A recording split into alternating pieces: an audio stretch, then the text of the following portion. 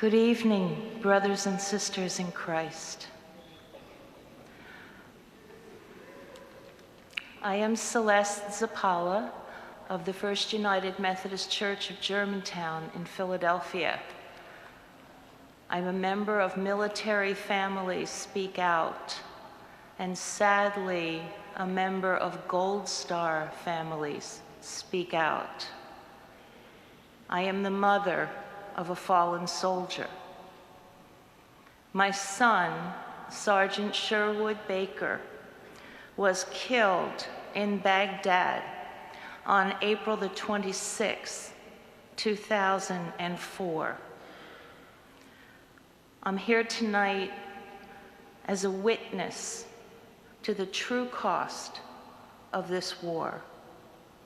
And I am joined this night by others who have lost their sons to the betrayal and madness that is the war in Iraq. I honor these young ones. Alex Carbonaro, the son of Gilda and Fulvio. Thomas Sweet, son of Liz and Tom. Alexander Arandando, son of Carlos and Melita. Please hold these families in your prayers. I have been in this cathedral only one other time, and it was for the funeral of Alex Carbonaro.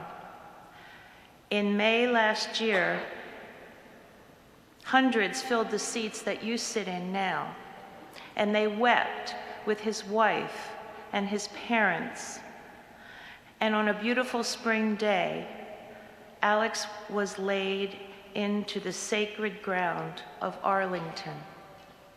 And just beyond his grave, the earth was being prepared to receive the bodies of the newly dead and those to come. 3,210 American families.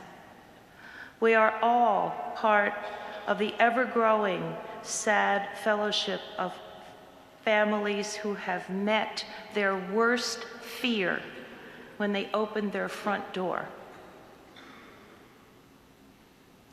"Are you Sherwood Baker's mother?"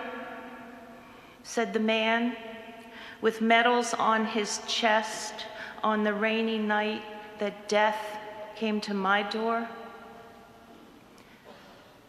"Yes, I'm the mother of the sweet and noble son who always made me laugh, who was there if I needed help, who more people than I could imagine called their best friend.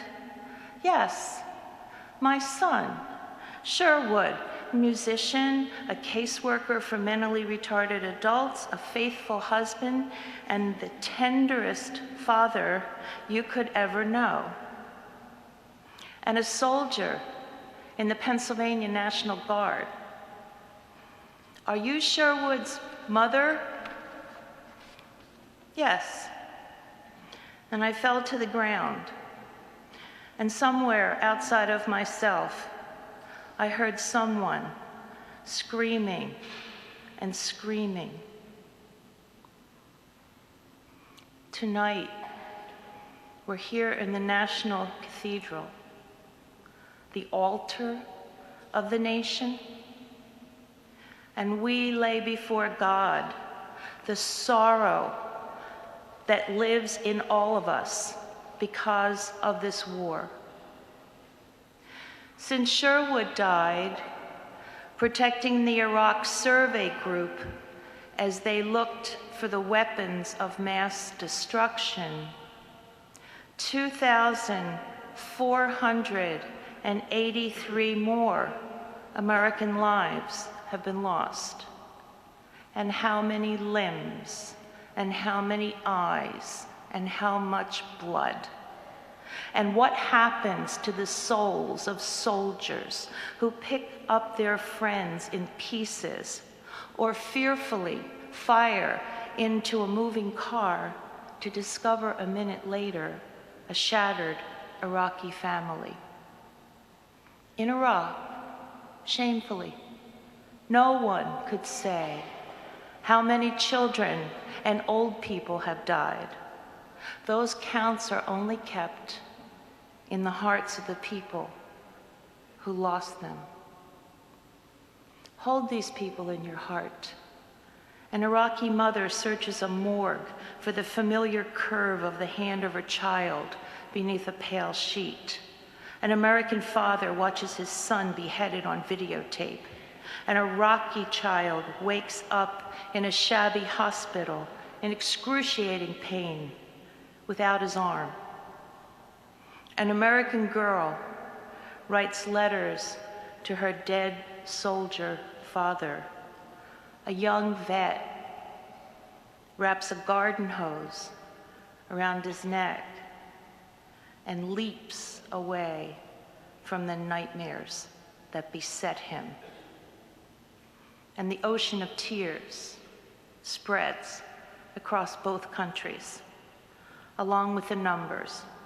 1,950 US kids have lost a parent, 25,000 wounded and struggling through the VA system, scores and scores of suicides, 500,000 and more dead in Iraq, 2 million refugees. A wail rises from the throat of all who love these people and shakes our hearts as it reaches the crucified open arms of Jesus. We're here tonight as the church. Each one of us is a witness to this war and to our own complicity in it. When were we silent when we should have spoken? Whose eyes would we not meet to face the truth? Now we are prostrate at this altar, begging, Lord, help us. War is our failure to love you. And peace is your command. Peace isn't the easy way out.